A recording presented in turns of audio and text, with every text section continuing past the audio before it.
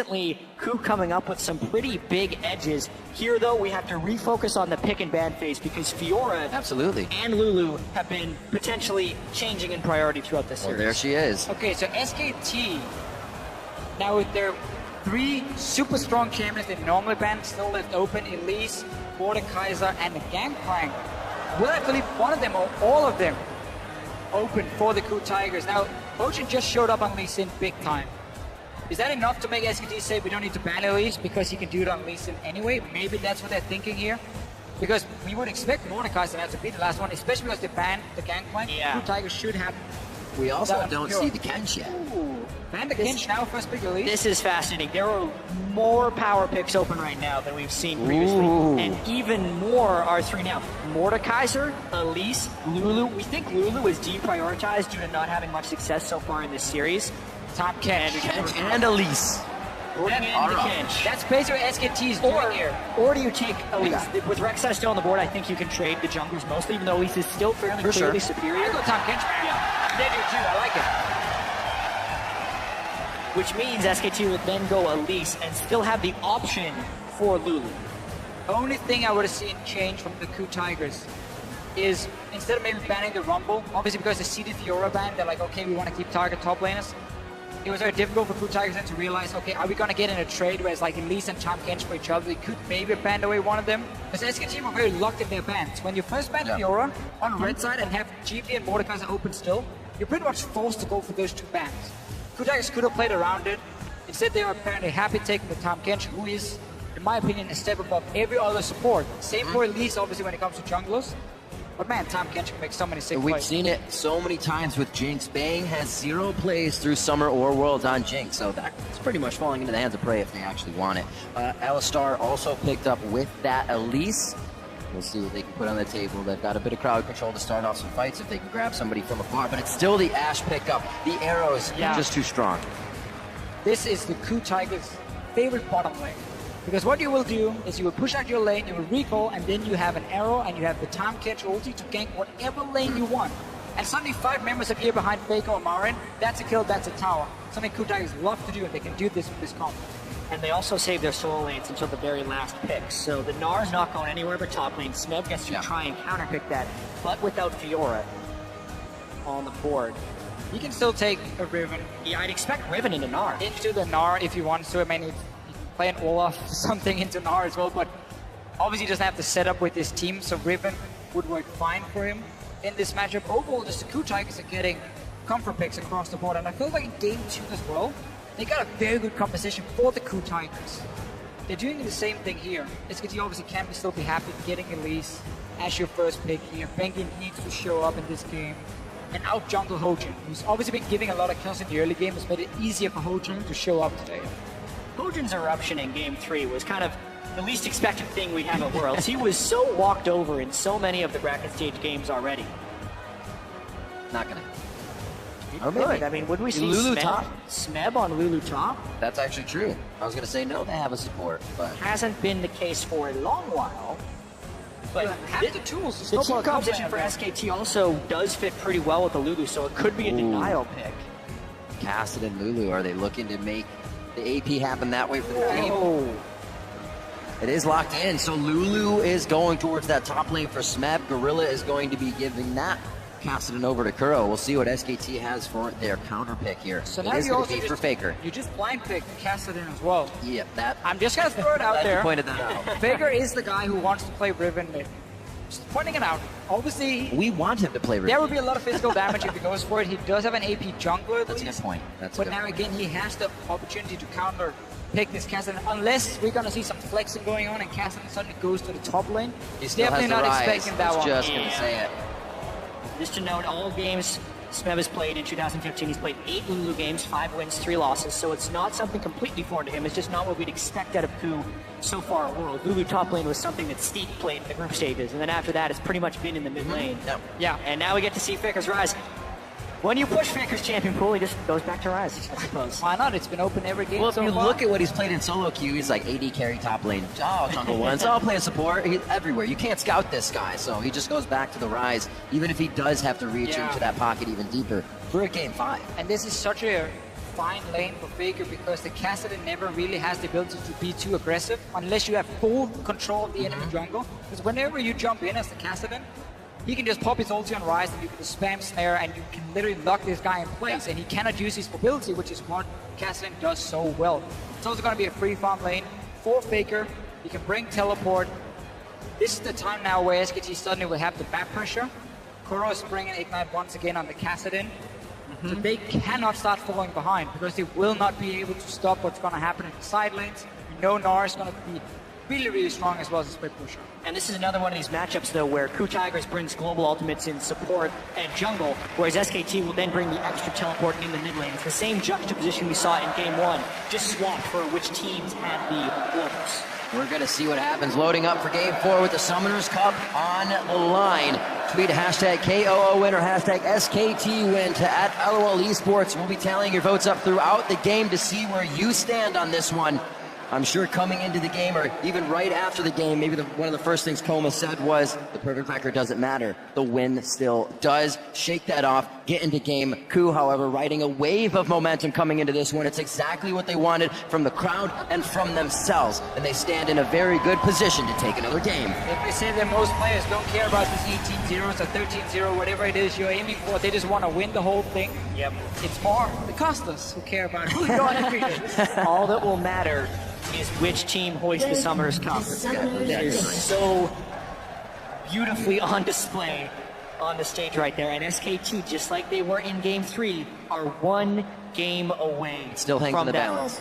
And for Faker and Bengi, it would be their second time doing such. And they would be the first people to ever have that privilege to do it twice. And now we get to see.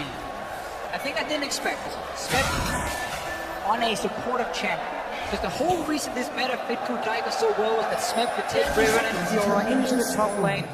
He could outduel the enemy top laner and do really, really well. We haven't seen him show up too much this time around. Last game he needed 30 minutes of farming. Then we saw a big play. It was massive and allowed KOO Tigers to win the game, obviously. But now he's on supported champions that can't really snowball. That's one of the problems about Lulu. TP ganks are not very effective for her.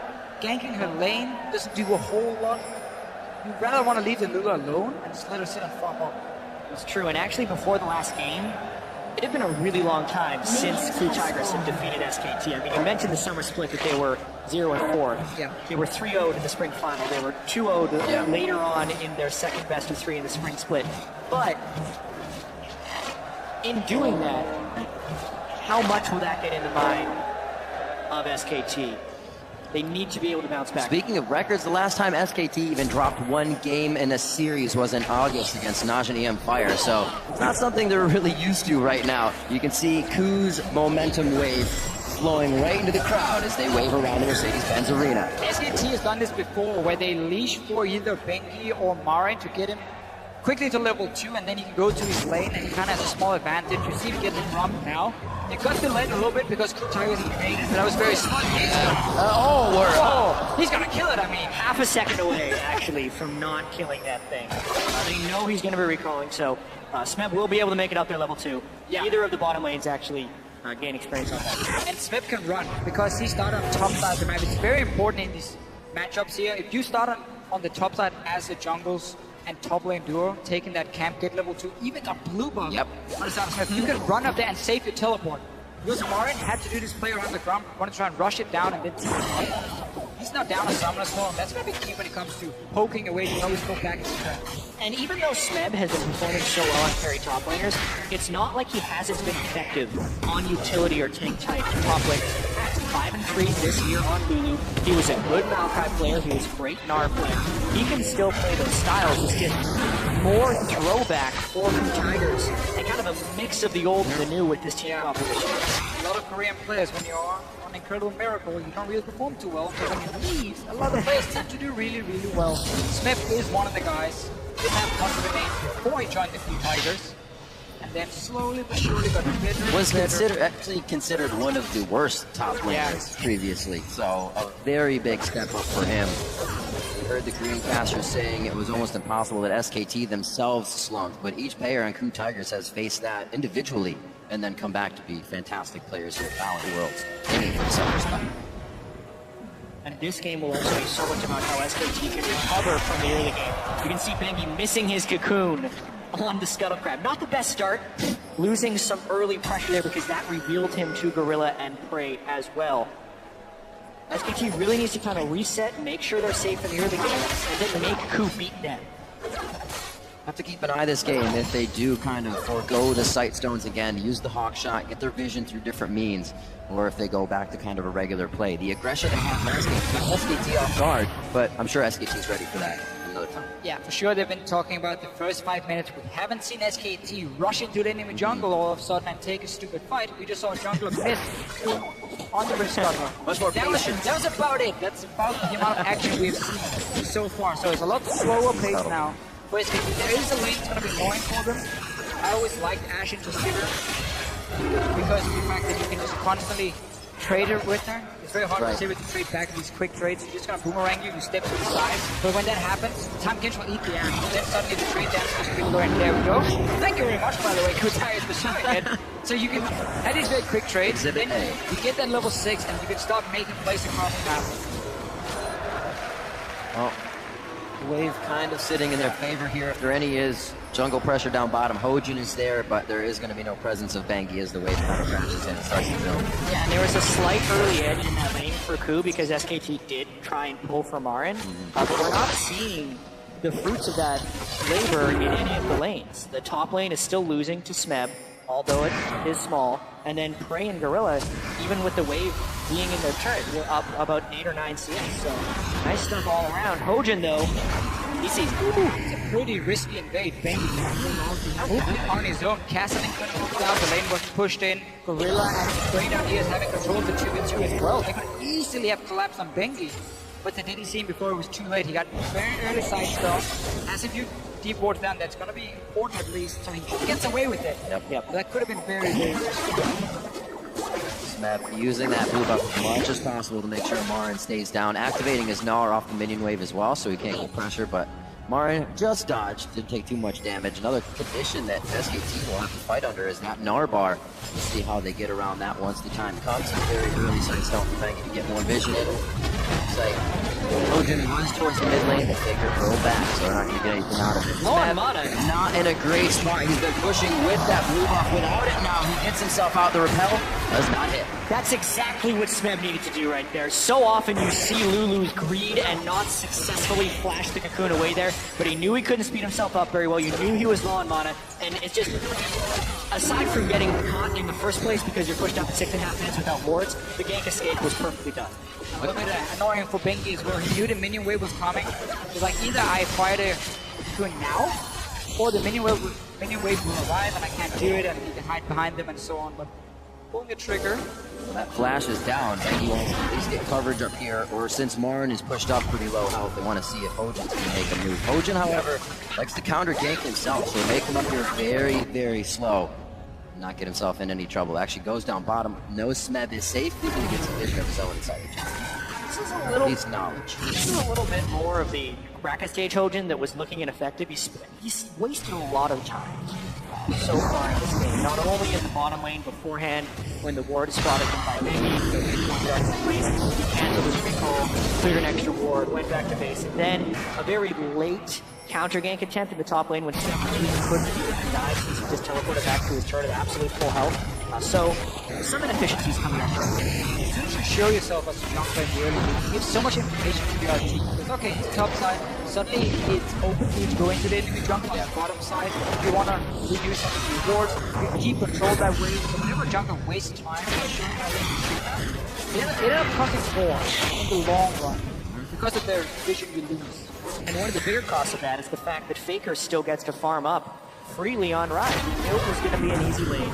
But when he's able to dodge the jungle pressure so easily, he's gone tier into a mana crystal. He's going to be on Catalyst next. He is completely maxing out on damage early on. And you can see it's almost told as well. If you look at the items in the side of Smeb and Curl, they both have Catalyst, which means they'll be doing stacking as well.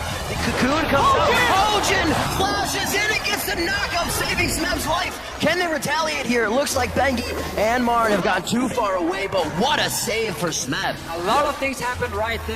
Faker tried to TP in behind as well, but KOO managed to interrupt the teleport from Faker, and then obviously we had this no flash Lulu running from the river. SKT thinking, oh, this is gonna be a kill, and Hojin shows up to save the day. Everyone had to do the right thing to avoid dying there, which is a little bit dangerous. Flashes were blown in the mid lane as well. Looks like Faker and Kuro went hard, so there's no flash for this. Hojin in a real bad situation, and with the last bit of mana, Faker takes him down 2v1. This was one of the problems we mentioned a little bit in chat, for like how Cassidy in the early game with the Catalyst, you can't really burst down the Ryze, and then whenever you jump in for any fights, Ryze can just turn it I around. figured there wouldn't be any fights right now. You're going up against Faker, charging things up. Of course he knows how to play that, and it's a tell to have two Catalysts to say, we want to hang. And it remains to be the greatest mystery of worlds, how Faker's the only one playing Ryze in the mid lane. But I So think true, it really is. We're learning more and more about why that's the case. It really feels like he's the only one that truly understands Ryze. Because that was easy for Faker. He burned Ignite in a 1v2 and got an easy kill. And Flash was already down from a 1v1 that they just had as the teleports went towards top, so... Yeah, really bad Playing game it by very Odin well. and Kuro there. So KOO Tigers in the last few games, on average at 10 minutes, they were 1,084 gold ahead of SKT. This game, we have not seen the same as before. Run in, hit first, and just risk losing members, giving up kills they shouldn't have in the early game. They're playing a lot slower. Bing is beginning some deep wards, and this time around it's SKT who has the lead in 10 minutes. We also know they have the better late game shot calling. Yes. As a team, we have seen that now. Suddenly it's looking a lot different. Very controlled from SKT, not trying to get themselves into crazy engages behind tier 2 turrets at the start of the game. Already setting the pace that they want and that they can control. Yeah, and here's what SKT is trying to do. They want Faker to scale up a little bit more into a Rod of Ages. They want Marin to stack Magic Arena so he's nearly unkillable by the Lulu and Cassidy. Those are two very low sustained damage mages, and Ashe doesn't do big damage until later in the game. They're gonna find a mid though. It's behind them. Wolf comes out the river behind everyone. The arrow into Bang is actually spell shielded nicely. So all for all there, but the turret is saved in mid lane. And I really like this play here from KOO Tigers. When you play against a Cassidy or a Ryze, things that can't easily clear the way, you have to sit by the close, or Faker would have to use his ulti, and then the next wave would be able to clear it out. You gotta be able to move in your AD carry and your support to that mid lane, pressure that tower, because so often you get so much free damage before the other team reacts and their AD carry to defend. KOO Tigers had pushed out the bottom lane.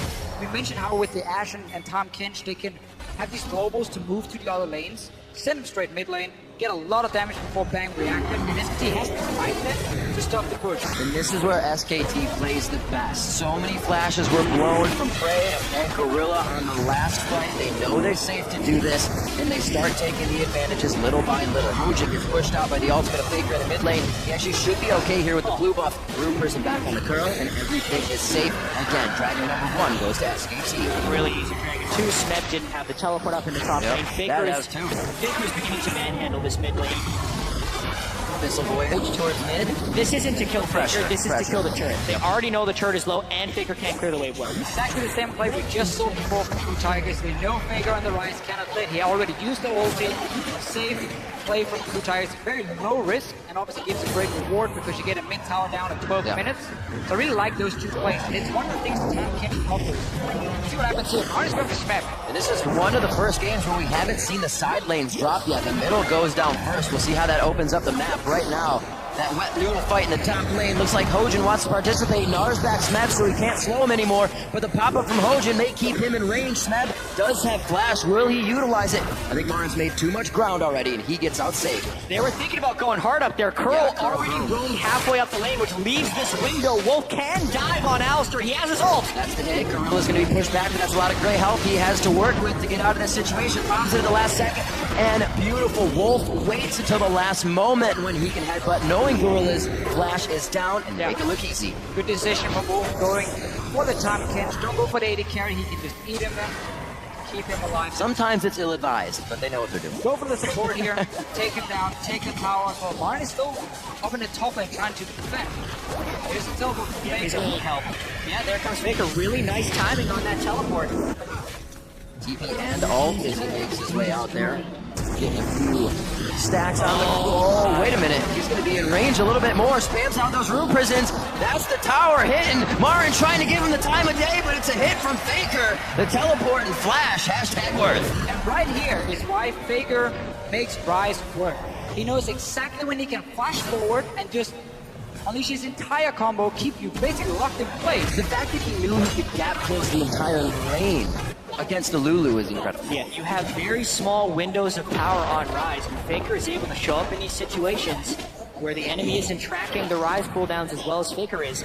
And really, his flash to kill ratio on Rise is nearing 100%. It's truly impressive.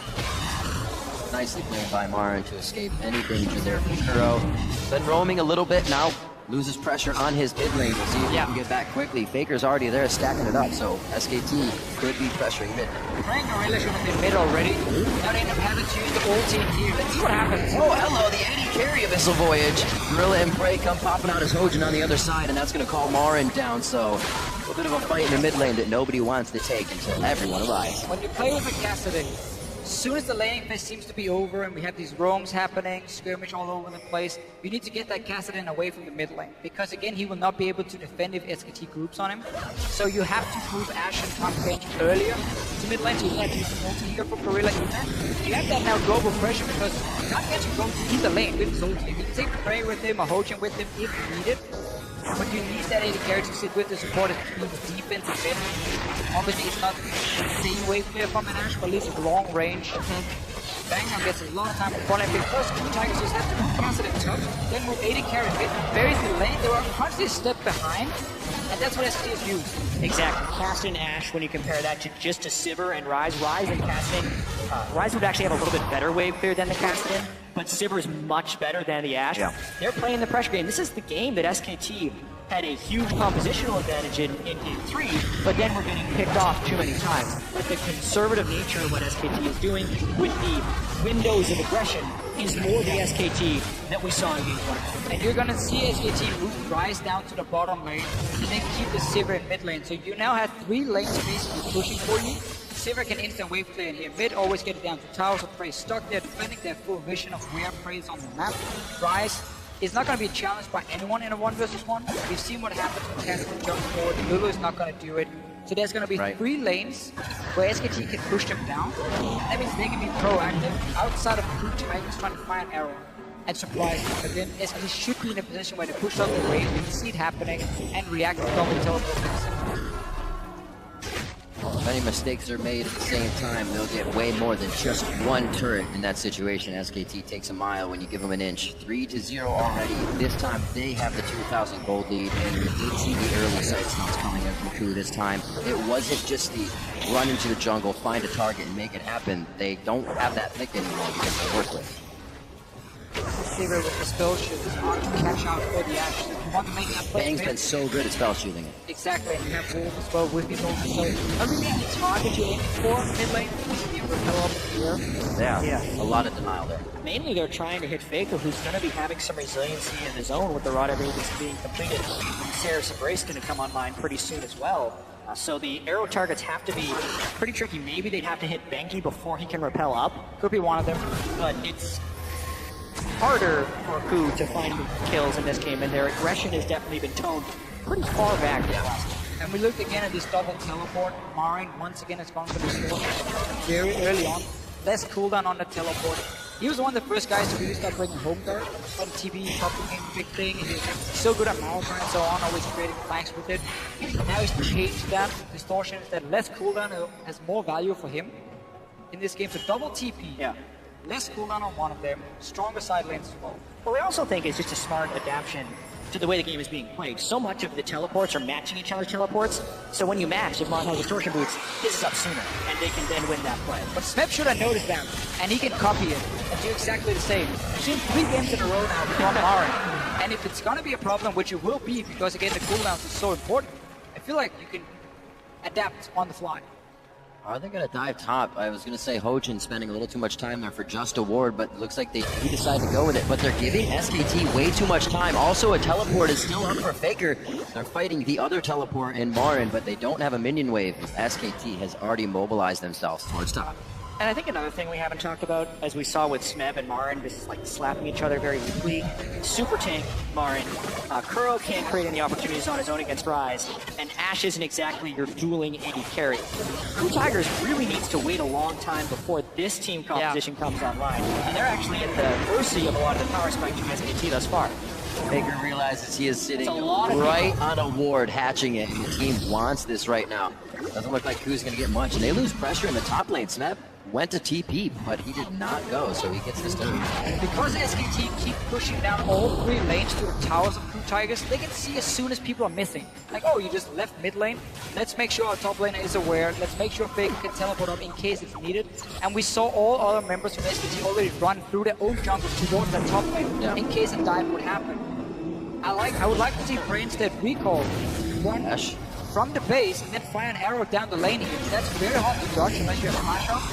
And it's also a lot harder to predict. Okay, where is he going? He's going top, he's going bot lane. If he moves from mid lane after taking a wave, SKT sees it. Such an advantage as well now with Faker having that teleport up. KOO has to respect the bottom lane push, so he's forced to rip down as the rest of the team tries to hold off middle. Marn's going to go ahead and pick up red, and that will just create more of a possibility for SKT to kind of reel in these kills. Just farming it up. Marn against the blue buff Lulu, still up in CS there in the lane by a few. Doing what he can to save this. Strong Nard play, good build for the situation he's in too, because he knows it's going to be a very long time before Break is sufficient to hurt him.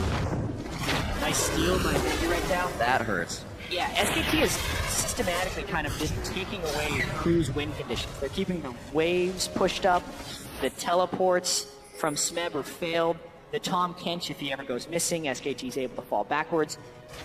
And they too scale very well. Faker on Rise will be a late game monster, so they're really making KOO commit into these pretty risky plays in which they haven't been willing to. Honestly, the play is still sitting on Infinity as component, so it's going to take a long time Marn for KOO to make this. not really worried about those fights, worried about being a tank. Stares Age, first item. I think it's great when you have a Sivir, when you have an Alistar, something that can set up the fight for you and help you stay in there, give you extra mobility, because you become such a monster once you're in the middle of the fight, and obviously the shield pops, you get the extra AD for yourself.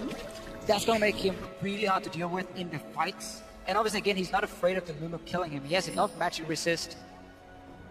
I have such a weird feeling with Lulu top lane, because again, it can't really snowball, it can't really assert a whole lot of pressure either. It just wants to go into team fights, but you want to have a split push to make this better. So it's always been a bit of a weird pick, and that's why we've seen it a lot less in this one World Championship. I definitely didn't expect it.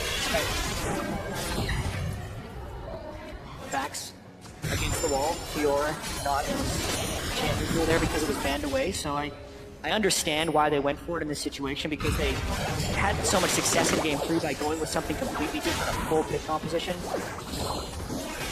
And they are stalling this game out as well. SKT as well as KOO Tigers are kind of playing the slow lane. Yeah, simply have not been able to create the pick in this game, because Frey is always spotted where he goes. He's not been able to roam around in this Ashe here.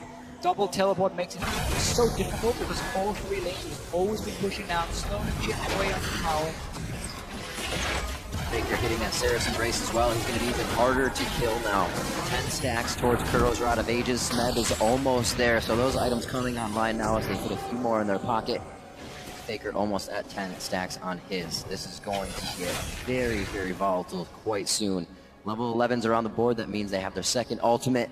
Dragon is going to be up in a minute 40. Be a perfect time to get more summoners or ults out of members of the SKT here. 22 minutes in, it's a 30,000 copy for SKT with 2 dragons already in the favor. Yeah, this could turn into a 3, 4, maybe even 5 dragon stall game for SKT. It would be really interesting to see when KOO Tigers tries to contest the dragon, because they really haven't been in strong position to do so. They do have 2 Rod of Ages though, stacking up pretty heavily. Yeah. When they get a death cap onto Smeb, if they get a death cap onto Smeb, and when KOO completes his Zonias, is there opportunity to create a fight? It is, and that's what they have to pull off. The problem is, SK Telecom, they have no reason to rush in and take a fight. Again, when you have the map pressure, you just keep pushing the lanes, and you wait for that moment where KOO Tigers sends someone down to defend the bot lane tower, and then you make a play on the opposite side of the map. But that's where you rush the Dragon on Cassidy is sitting and clearing waves at his own tower, down here on the bottom side. And then you always have that small advantage coming into the fight. If SKT suddenly just rushes Dragon for absolutely no reason, that's where KOO Tigers will have an opening. Land an arrow, get the engage, try and win that fight. Seeing how SKT can play this one. Marn in the top lane, looking to build that bar. Would be a great time in 30 seconds to have that Gnawer out. Faker and KOO already on the bottom side of the map, adding that pressure. With Dragon coming out, you can already see Gorilla kind of waiting in the middle of both top and mid. or I should say bottom Meb mid. is home guard, and he's sitting in base for a long time, and he's waiting for TP somewhere. He's going to get knocked out.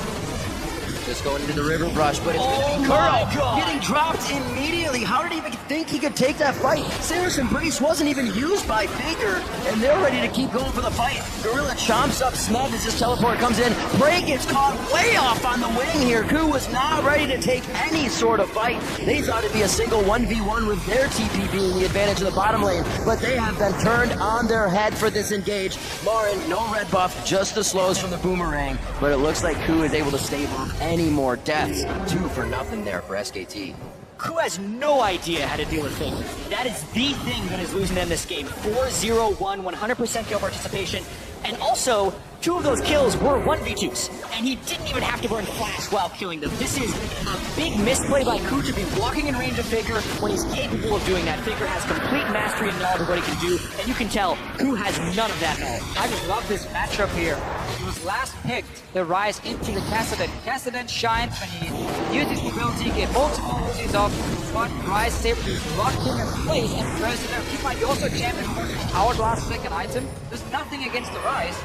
He just got completely destroyed. Tom Tench was trying to come in for a larger flank. That's why the casting engagement. Oh, yeah. He was interrupted on the other side. Everybody. They had Homeguard TP coming, they had Tom Bench coming, everything was set up. But you need to get that arrow in first to stun that Rise, because we see what Faker can do. The amount of damage he's pulling off already. Can't let him freewheel like that. And again, the game they're building, the face of the mountain Foley, it looks like on Gorilla. Merc treads around, so they have what they need in magic resistance instead of building that Aegis. The locket's already completed for Bengi. They're not worried about any of that AP damage, so Faker can still wreak havoc on these members of KOO. It's not looking good, and we've said Faker, Playmaker really hasn't been here this world. He's just waiting for fun. I think it's been having a great fun so far. That's what happens here. Gorilla, he's caught. The Gray Health is there, flash over the wall possibly. Doesn't even get a chance to Gray Health on that one. A good crit from Bang and the execution from Bengi. And it looks like a little too far into the turret as they're getting flanked by Kuro here. SKT still knows their limits, and they get one kill there and have mid pressure. The walls are crashing down around KOO. Right? Playtime is over. Yeah, Marin is also unburstable for the most part with the Sterix gauge as well as the tank items. The team is engaging in the right moments. The waves are crashing down on KOO Tigers. They don't even have Ashara right now. SKT is in complete control and look to be on their way to their second world champ. And this is where SKT does their best work when their opponent's being smothered. They don't know how to assess the fight. They don't know where to go once the fight starts. And SKT continues to pick you up one by one, grabbing a little bit after that. It looks like they were looking for a few more kills there as they enter the jungle. The Tigers coming up empty-handed. They're still happy to be in the lead with all the map pressure right now. And what a mental recovery by SKT. They died 29 times in Game 3 to the KOO Tigers. And 26 minutes into this game, they are yet to suffer casualty. Undefeated that's throughout incredible. all of Worlds. Play kind of badly in Game 2 early game, come back. Play even worse in Game 3, get beat. The crowd is completely against them at the end of that game. KOO Tiger chance coming in, and they are playing close to a flawless game. Very, very clear after the game. Sit down, took extra time before they even returned to the stage. Yeah, they did. And just talked over and said, Noted by okay guys, we have absolutely no reason to risk this early game. We know what we can do later on in the game. Play it safe. Doing it this game here. Double teleport coming in. And KOO Tigers also surprising us again in a bigger man phase. This time around, I definitely feel like it was for the worst. Especially when it came to this Lula pick in the top lane. The first 3 picks were great. Rek'Sai, Ashe, Tom Kench, really good for KOO Tigers. Then it was a blind pick casted in, and it was It's just going to mention that. Coming in maybe a little too strong-headed there. Obviously, still could have worked. See the blind pick Cassidon's come out very strong, but Faker knows exactly what that matchup is about. Pulling out the Rise one time after the other. Continues to play it to great success. Yeah, and comparing the team composition between Game 3 and KOO Tigers, Game 3, everyone was a playmaker. Lee Sin for Hojin. Ashe and Kassadin still the same, but they had split push pressure from Smeb on Bjorn and a Thresh for Gorilla. Tom Kench is an annoying support. He's mainly a defensive user. He's beautiful. And then he punishes positional errors, but he's not the same type of playmaker that Thresh is. So substantially less playmaker for KOO. That's one of the great things. They kind of threw caution to the wind. Oh boy. But now SKT is playing their defensive controlled game. This is their risk. Teleport almost up for Smeb on this one. He's clearing the bottom wave. It looks like the team may not even try to take anything. Hoja gets hit out. A very late arrow, though, still allowing SKT to fight. The Gnar misses off of a flash there by Gorilla, but Baron is now up, and the fact that the waves are already crashing towards KOO makes this so much more difficult for them. It's a home guard in Chant. For Smeb, less cooldown or more cooldown. Was Hojin. Again, where they take different roads to exit. The exhaust is there, but I don't think they're going to have to chase on that, even with Faker's ultimate coming in. Looks like they stay back. KOO now trying to hold off mid. The flash was used by Prey. Or I'm sorry, heal was used by Prey. The TP coming in to save the minion as well as engage in a fight. Smeb gets the wild growth on himself. What a static shiv crate. And it looks like that could be the final kill. Nicely done coming in. The toxin from Bengi picking up a kill onto Prey as he had already used heal. He could not get himself away. And Gorilla also falls after flashing previously. And SKT is going to take a lot after this one. The wave clear is gone for KOO Tigers. They had to go back to base. They have Baron buffing 5 people alive for SKT. How hard did they push this in? They don't have many ways pushing the side. It could be towards the top before Prey and Gorilla get up to get that second tier turret. They have a pretty good minion wave halfway there, but I don't know if they'll have time. Maybe they just have too much money to spend at this point. 11.5 thousand gold in the lead right now, and still a flawless game of 8-0 as we just hit 30 minutes. No reason for SKT to risk anything. Just go back, return out here, take another dragon, get 4 for yourself. And really, the way they've been sitting in this 1-3-1 as Baron is trying to run away, Hojin comes in. Whimsy from Smeb couldn't get him there in time, but it's all about KOO being there. That'll take him a lot more time. This gives SKT time to move out on the map. Marin staying alive for quite a bit. Yes, it's going to go to KOO. And I guess SKT did not get too much out. Thought Marin might make it a little farther, but that was a good pickup. First small sloppy mistake we've seen in this game from SKT. Yeah. Marin shut out. Being a little bit too greedy for trade, I think. Oh my god. Baron off of one member. Very good here for KOO. But still quite a bit of Baron to be used by the rest of the team's Faker to the bot lane, but he's got to be wary now. Yeah. He does not have his teleport up. You can see that. Don't forget this Ashe pick here for Prey. Alpha is a fantastic Ashe player who's able to set up a lot of picks for his team. That's 4. Obviously one of the reasons KOO Tigers value it so highly. But what SKT did in this game, that was very smart. First of all, Sivir, who can spell shield the arrow. Ashe, Alistar, who can obviously pop his ulti. We talked about the Elise who can propel up into the air. There was no easy target for Prey to hit. We mentioned this earlier. There's no easy target for him to hit in the mid lane. And that's normally how you stop a 1-3-1 with Ashe. You say to the other team, if you split up the side lane to be hard engaged mid and you die. They're setting up a play. This has to work. This has to work. Faker onto KOO. We've seen this before. He dodges out. The minions in the mid lane gave him a bit of vision here, and it looks like he's going to be able to stay for the full fight. Hojin gets eaten up, and they're trying to get out of this. A cocoon right across the mid lane could keep someone in range, and it's going to hit Gorilla. That's going to be the fly-in for the rest of the team. The Great Health and Wild Growth is on. Everything once again for KOO being used in defense when they want to try and get in offensively. And this is more push power coming in from SKT. A minion wave already prepped towards the top side. They're going to be able to do a lot of damage here. KOO literally threw everything they could at Faker there, and they didn't even hit him. Nope. With a spell at that fight. This has been strangling from SKT. They're completely starving out KOO Tigers and just putting their stamp on this world champion. Definitely angering the beast with that loss. SKT coming out much stronger. Maybe this is the Pandora's box. We see a Raptor cloak on Wolf as well. They're going to be going for the turret. That's going to be an inhibitor. 45 seconds under KOO. Gorilla just came up. Does KOO have what it takes to keep their dreams alive for the Summoner's Cup? And it looks like SKT may give them some breathing room here as they start to back out. They want this one methodically out. They're not making any mistakes. Oh, Wolf goes in. I don't know if the team was fully on board with that one, but he does save off any re-engage as well from KOO. Same again for SKT. There's no reason to risk anything. We've seen some of the other games. Right. The team got a little bit too greedy, overextended, ended up dying. Not in this one, outside that one misplay Marin made. It's been a perfect game almost. And a surplus of items now coming out from the side of SKT. We talked about the spell shield bang. If he misses it, he also has the Quicksilver Sash. Now Faker's got his Rabadons on top of everything else. Yeah. Deadman's played on the Sterix Rage and a Banshee's Veil in the top lane. So many things to help them mitigate the crowd control in KOO's fight. It just seemed like KOO invested everything onto the fact that they could always engage with Tahm Kench and Ashe, so they didn't need to bring double teleport. They could stop these fights. But then they didn't realize how many members of SKT could avoid getting stunned by that arrow, and suddenly the 1-3-1 was going to be a thing. Double TP. just with no answers. Like, it's so hard to play against, especially against like massive teams early on, especially if you Yeah, and I mean, this game, if SKT closes out with this 13,000 gold advantage, is almost classic SKT. It's exactly the way they want to win the game. Nothing incredibly flashy. Faker dominates the opposition.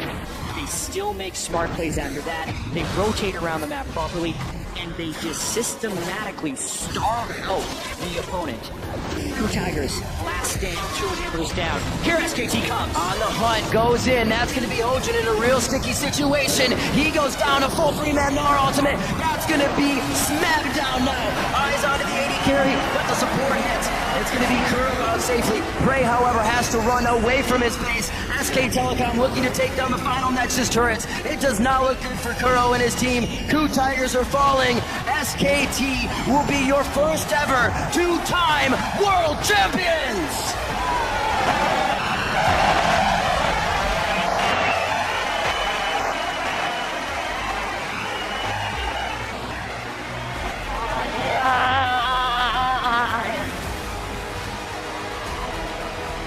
In an almost perfect run, the emotion on the team being felt. You could see it on Faker's face. An almost perfect run here for SKT. Thwarted one game, but come out the victors and get to hoist the Summoners Cup a second time.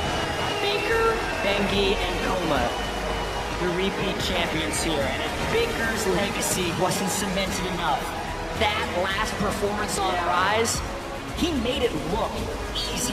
Faker, playmaker. He showed up, especially in the last game. Had a good final overall. Other members of SKT we always have to highlight Bengi. In this game on Elise, had a massive impact with Bang, really, for me, as well as an AD carry. In these fights here, he's never the guy you talk about. When you look at SKT Telecom, you look at the big names like Faker, Marin, top lane. Bang is just consistent, always there for his team and doing well. It's gotta feel good for these guys. An amazing record throughout summer to the end of Worlds. 53-7. SKT puts up an amazing show. Now they get to hoist that Summoners Cup. Also, KOO Tigers, you saw them still in good spirits. They had such a tremendous year. But ultimately, this is the year of SKT. 2 LCK championships, spring and summer.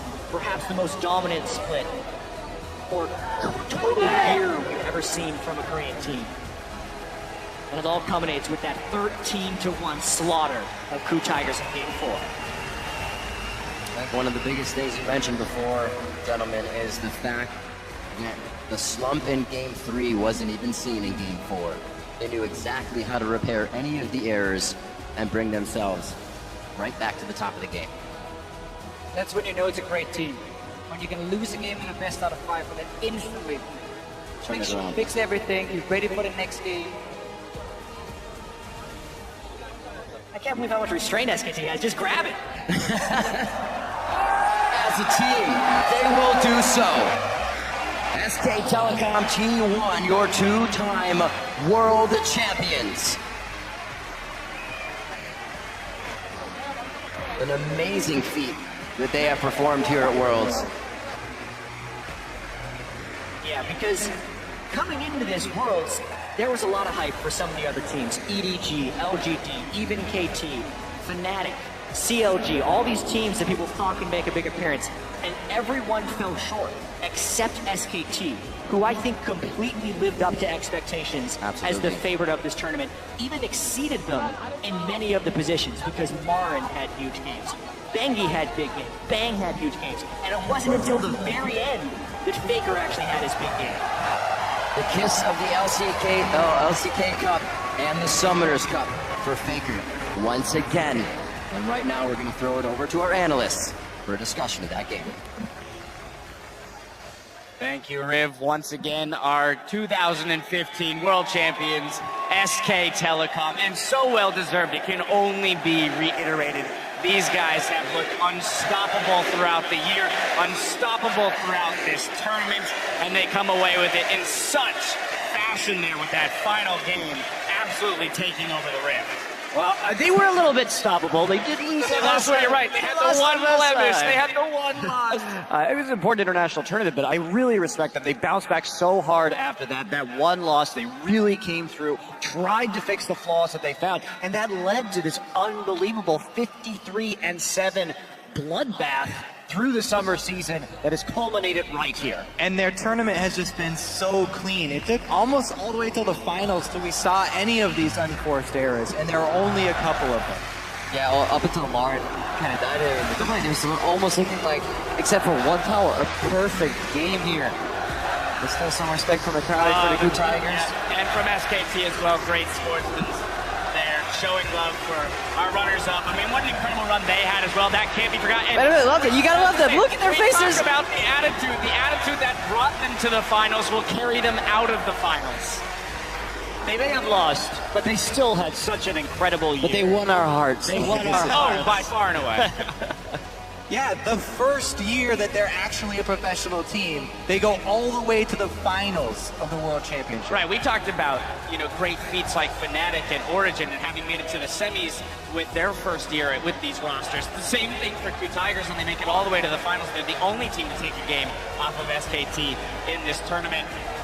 But of course, taking only one game off of SKT